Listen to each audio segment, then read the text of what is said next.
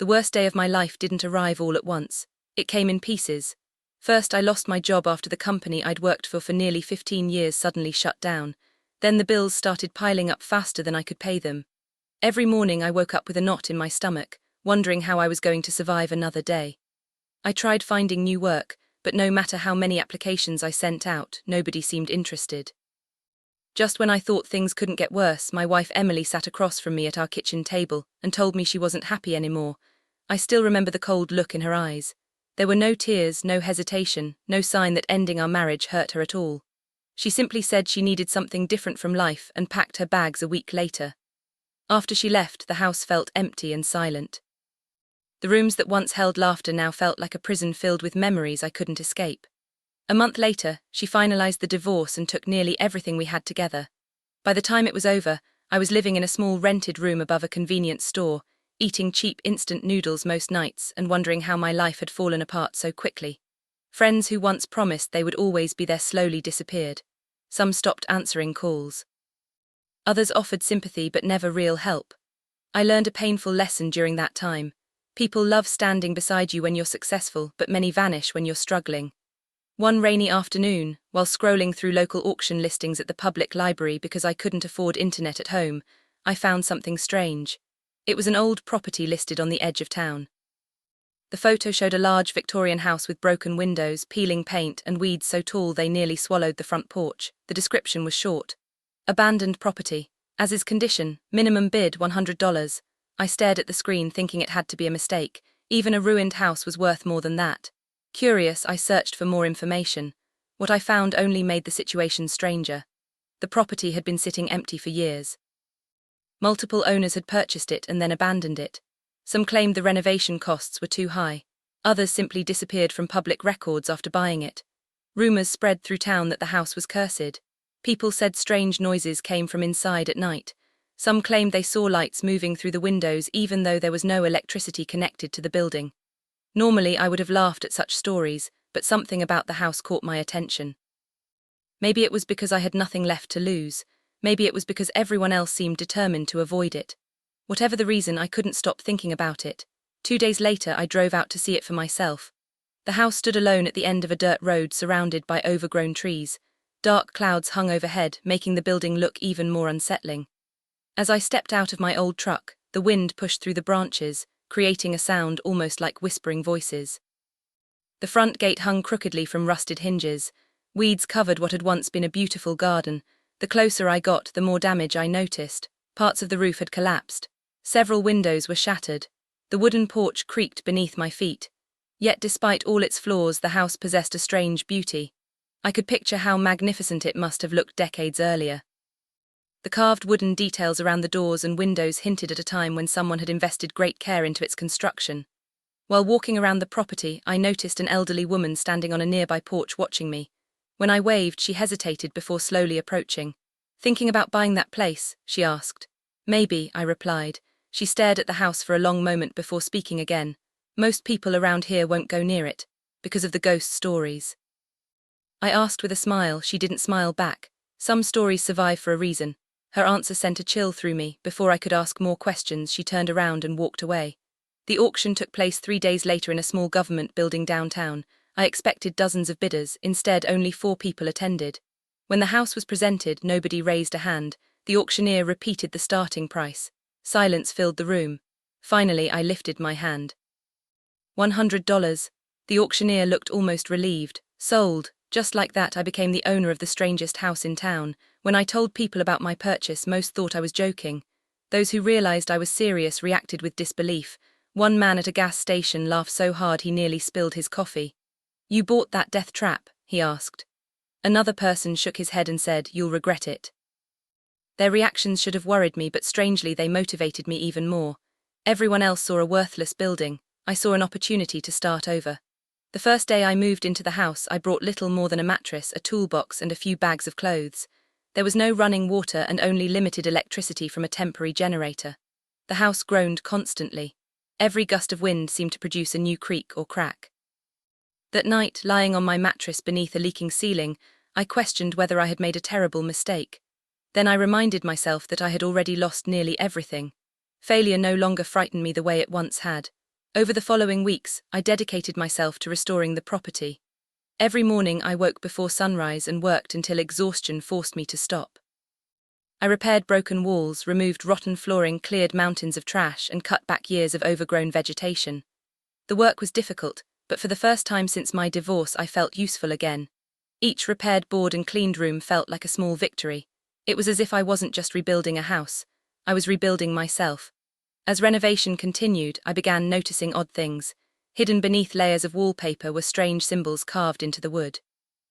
They looked old and carefully made. Some resembled circles connected by lines, others appeared almost like letters from a language I didn't recognize. At first I assumed they were decorative markings left by previous owners, but their placement seemed deliberate. They appeared in multiple rooms throughout the house. One afternoon, while buying supplies in town, I mentioned the symbols to a cashier. The woman's expression changed instantly. "You found markings?" she asked quietly. "Yeah, why?" She glanced around before lowering her voice. "People have talked about those for years." "What do they mean?" I asked. She shook her head. "Nobody knows." Then she quickly changed the subject. Similar reactions followed whenever I mentioned the house. People became uncomfortable.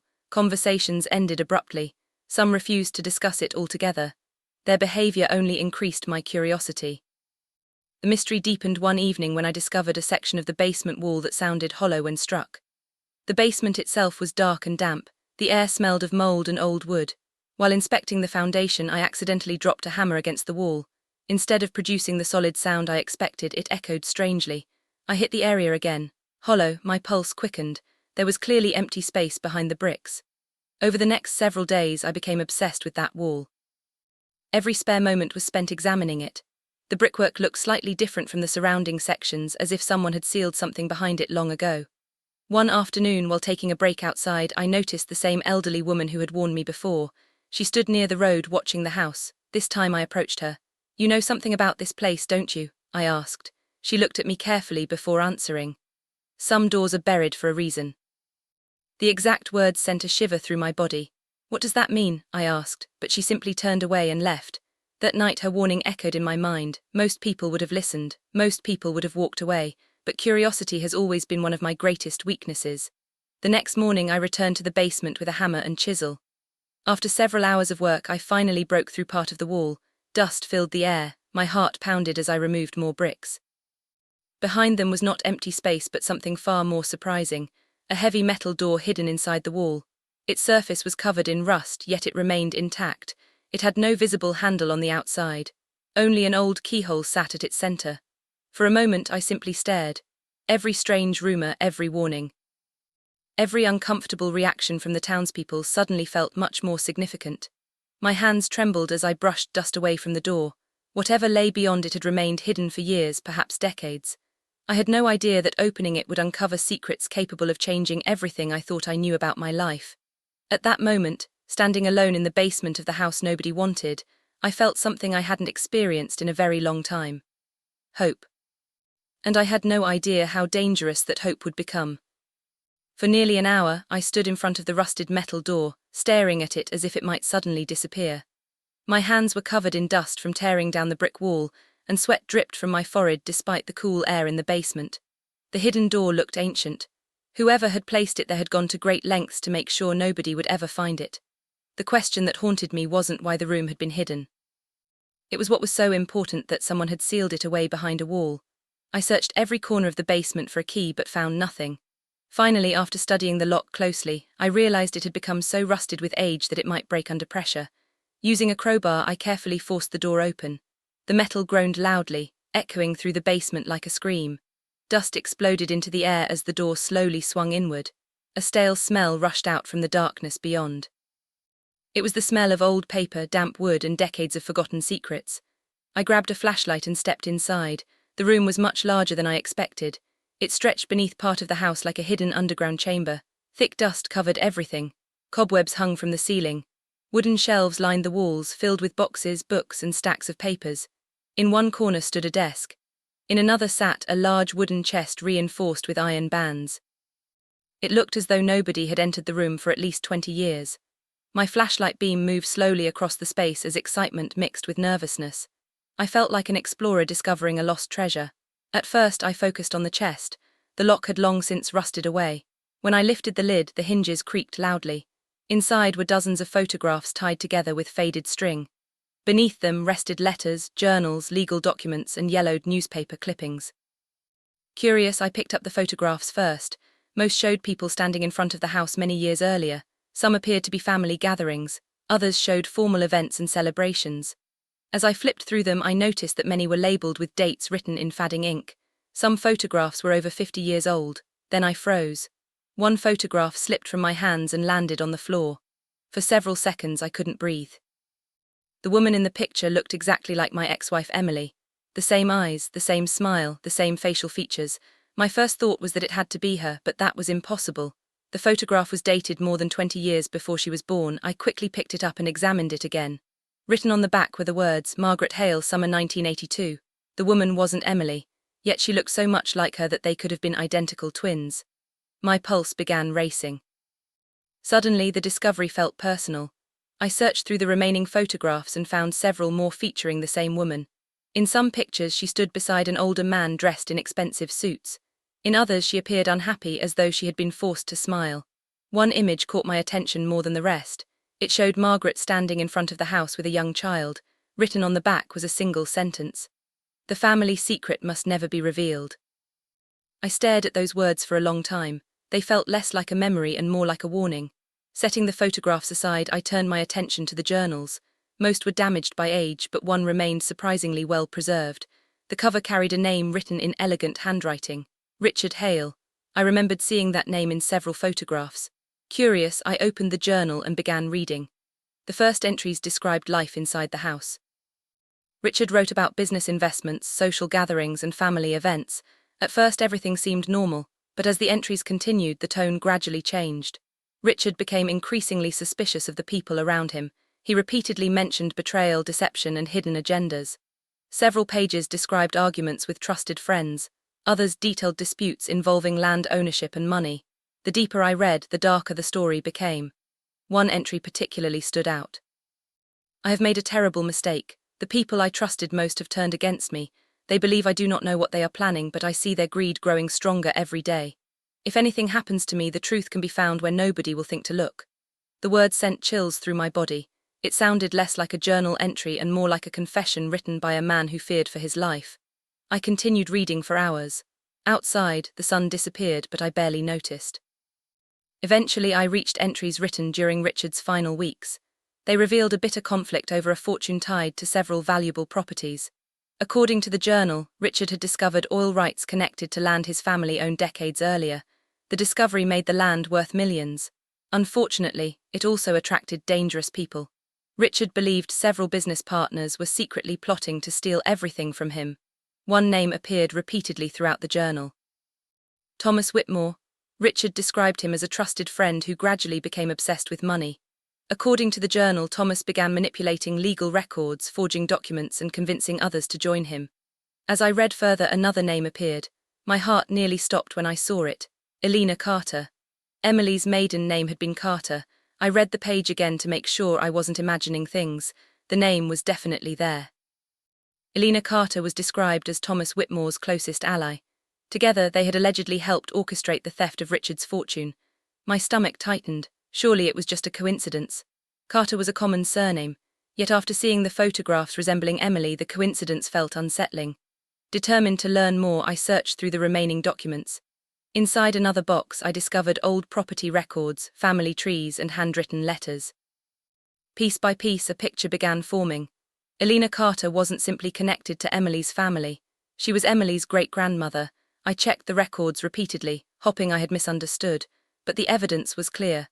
My ex-wife's family had direct ties to the people Richard accused of betraying him. Suddenly, dozens of strange memories resurfaced. Emily had always shown unusual interest whenever abandoned properties or old family histories appeared on television. She often asked questions about inheritance laws. She spent countless hours researching genealogy websites.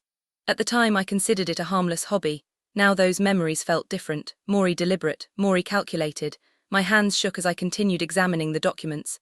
Among the papers, I found a collection of letters exchanged between Richard and Margaret. Their relationship appeared complicated.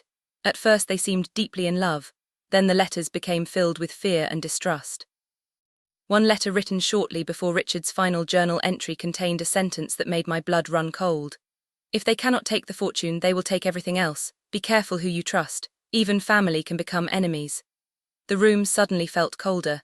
I looked around the secret chamber and wondered how many people had known about its existence. Had Emily known? Had she somehow been connected to all of this from the beginning? The idea seemed ridiculous, yet the evidence continued pointing toward her family. Then I found the newspaper clippings. Most described Richard Hale's sudden death. Official reports listed it as an accident. He had supposedly fallen down a staircase inside the house. But several local newspapers questioned the conclusion. Witnesses claimed Richard had recently expressed fears for his safety. Others mentioned rumors of financial disputes involving close associates. One article even hinted at possible murder, though authorities never pursued the theory.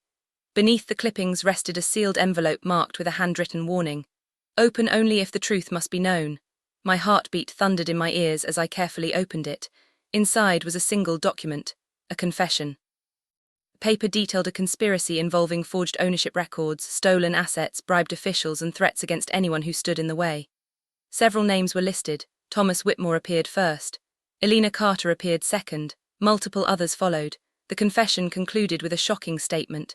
If this document is discovered, then I am likely dead. My death will be called an accident, but it will not be an accident. The people named above have stolen everything. They believe they have won. They are wrong. The true inheritance remains hidden. I sat motionless for several minutes. The implications were overwhelming. If Richard's claims were true, then a fortune had been stolen decades ago. Worse, the conspiracy appeared directly connected to Emily's family. Exhausted and emotionally drained, I finally left the secret room sometime after midnight. But sleep never came.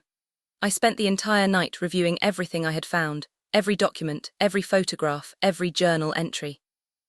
The more I studied the evidence, the more impossible it became to ignore the connection. The next morning I called Emily. She answered after several rings. Hearing her voice felt strange after months of silence.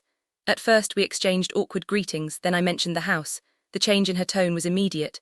"Why are you calling about that?" she asked. "Because I found something," I replied. Silence followed, a long, uncomfortable silence. "What exactly did you find?" she finally asked. Her voice sounded tense, nervous. That reaction told me more than any words could.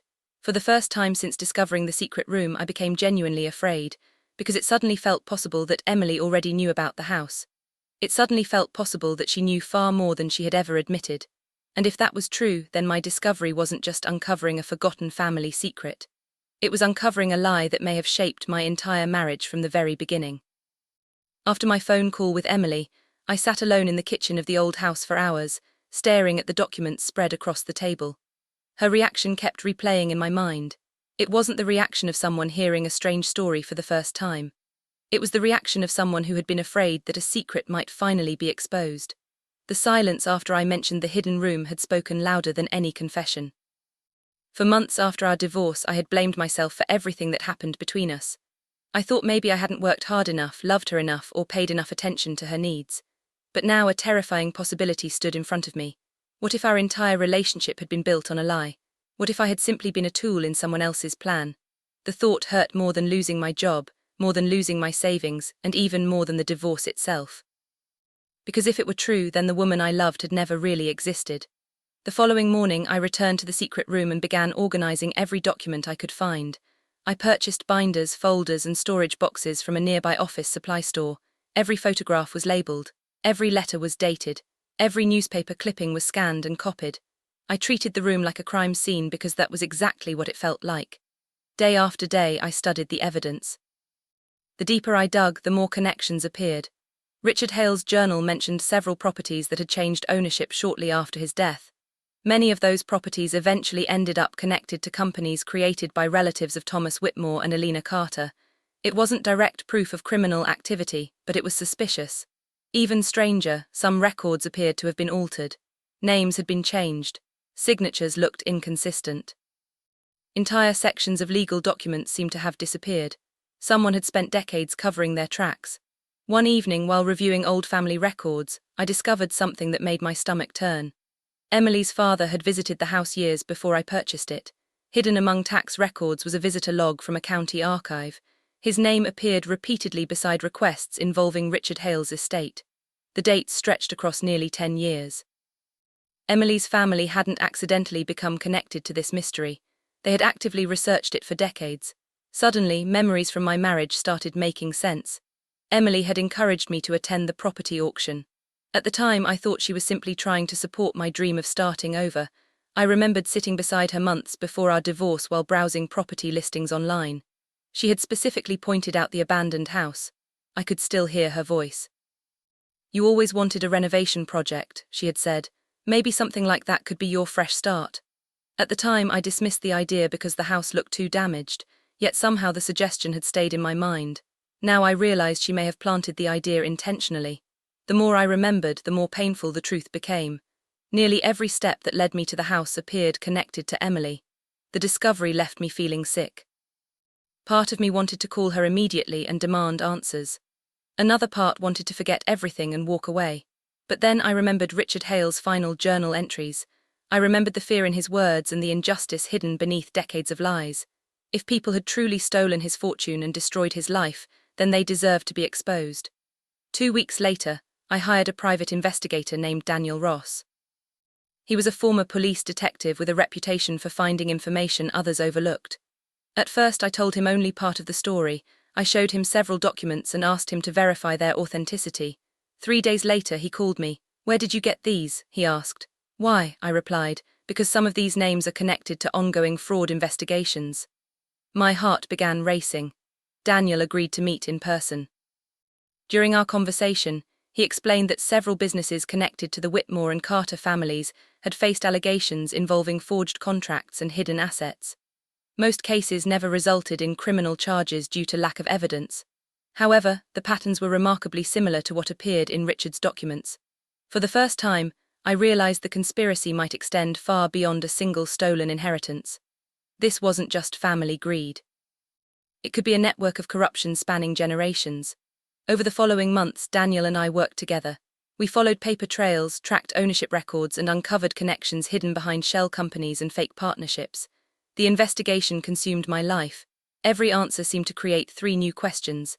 Yet despite the challenges, I finally felt purpose again. The broken man who had bought a ruined house for $100 was slowly disappearing. In his place stood someone determined to uncover the truth. Then Emily contacted me. The message arrived late one evening. "Can we talk?" she wrote. Staring at those words filled me with conflicting emotions. Part of me still loved her despite everything. Another part wanted nothing to do with her. After several hours of debate, I agreed to meet. We chose a small coffee shop halfway between town and the house. When she walked through the door, my chest tightened. She looked almost exactly the same as I remembered, yet something felt different. Maybe it was because I no longer saw her through the eyes of love. We sat across from each other in uncomfortable silence. Finally, she spoke. "I've made mistakes," she said softly. "I know I hurt you." I waited. "I never stopped caring about you." There was a time when those words would have meant everything to me. Now they sounded rehearsed, carefully practiced. "Why are you really here?" I asked. She looked away. "I heard you've been spending a lot of time at the house." There it was, the real reason, not love, not guilt, the house, the secret, the inheritance. I felt something inside me break completely. Every remaining illusion vanished. Emily wasn't reaching out because she regretted leaving. She was reaching out because she feared what I might discover. Yet instead of confronting her, I made a decision. I would play along. If Emily and her family had manipulated me, then I would let them believe their plan was still working. For the next several weeks, I maintained occasional contact with her. I acted uncertain and confused. I pretended I didn't fully understand the significance of the documents. Meanwhile, Daniel continued gathering evidence. Then an idea began forming. If greed had driven this conspiracy for decades, perhaps greed could expose it. Together, Daniel and I created a trap. We fabricated evidence suggesting the missing inheritance had finally been located. According to our false information, a hidden cache of gold and cash was buried beneath an abandoned warehouse outside town. The documents looked convincing because they were built using genuine details from Richard's records. We carefully leaked portions of the information through channels we knew would eventually reach Emily's family. Then we waited. The results exceeded every expectation. Within days, unusual activity appeared around the warehouse. Vehicles arrived late at night. Individuals connected to the Whitmore and Carter families suddenly began communicating with one another. Some traveled across the state to participate. Others hired lawyers and investigators. Everyone seemed desperate to claim the treasure before someone else could reach it. Their panic confirmed exactly what we suspected. They believed the inheritance was real. More importantly, they believed they had a right to it. For nearly 2 months, we monitored their actions. Every phone call, meeting, transaction, and suspicious movement added to the growing collection of evidence. Several individuals unknowingly implicated themselves through recorded conversations. Others attempted to forge additional ownership documents. The deeper they chased the false treasure, the more mistakes they made. Eventually, greed transformed into desperation. Members of the conspiracy began turning against one another. Long-hidden disputes resurfaced. Old alliances collapsed. Accusations flew in every direction. People who had protected each other for years suddenly started cooperating with investigators to save themselves. The empire built on lies was cracking apart. Then came the moment I had been dreading. Emily called me late one night. She sounded emotional. Her voice trembled as she spoke. "I need to tell you the truth," she said. For a brief second, I hoped she meant it. I hoped some small part of the woman I once loved still existed. We met the following day. This time there were no smiles, no excuses, and no attempts to hide her fear. She confessed that her family had known about Richard Hale's hidden inheritance for generations. Stories about the missing fortune had been passed down like family legends. Her father became obsessed with finding it. Her grandfather spent years searching old records. Eventually, they learned about the abandoned house.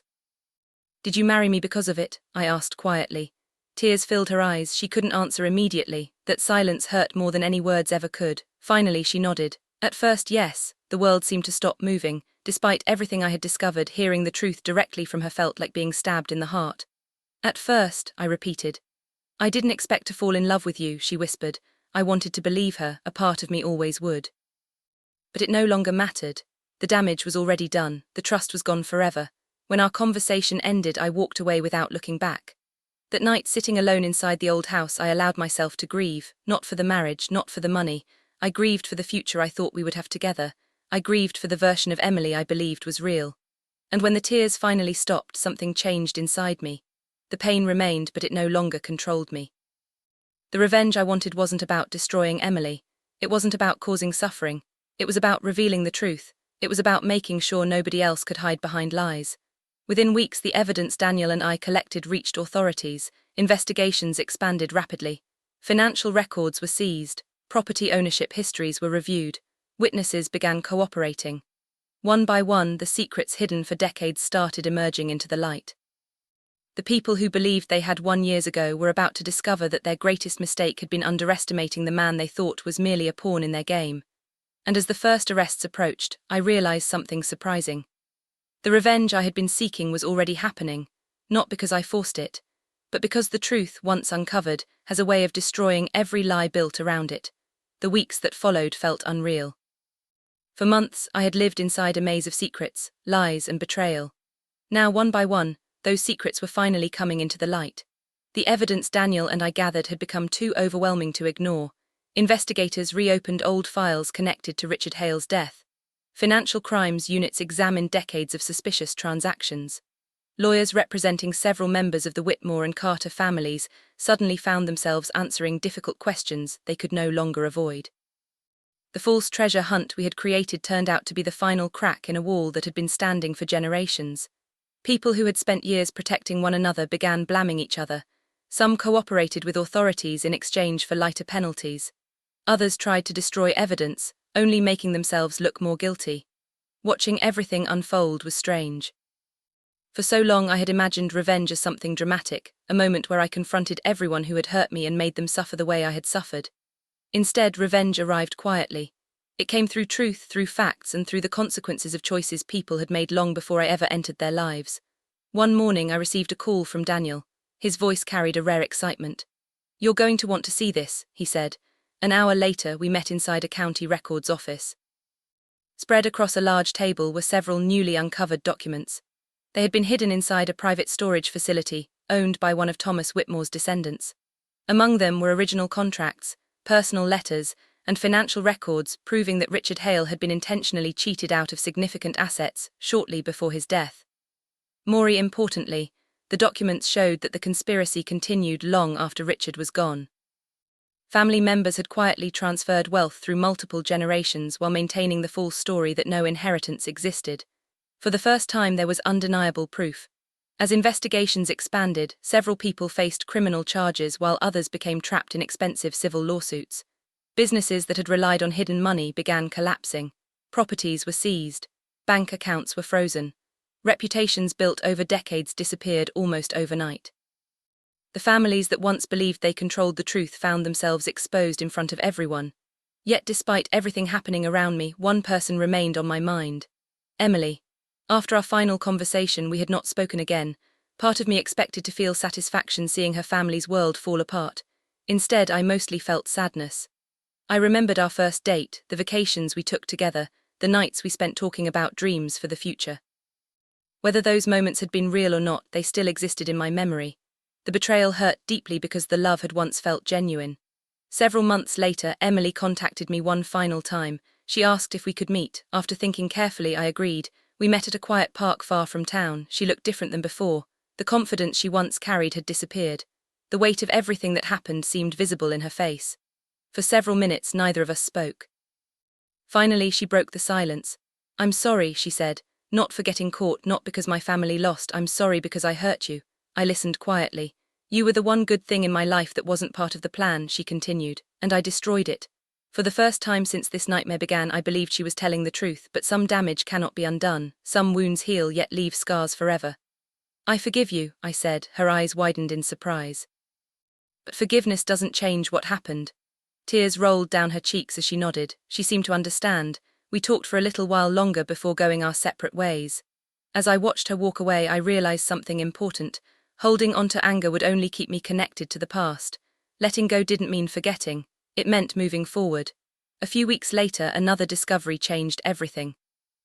While repairing part of the secret room's floor, I noticed loose wooden boards beneath an old shelf. Curious, I removed them. Hidden underneath was a small iron box. Unlike everything else in the room, the box had been carefully protected from moisture and age.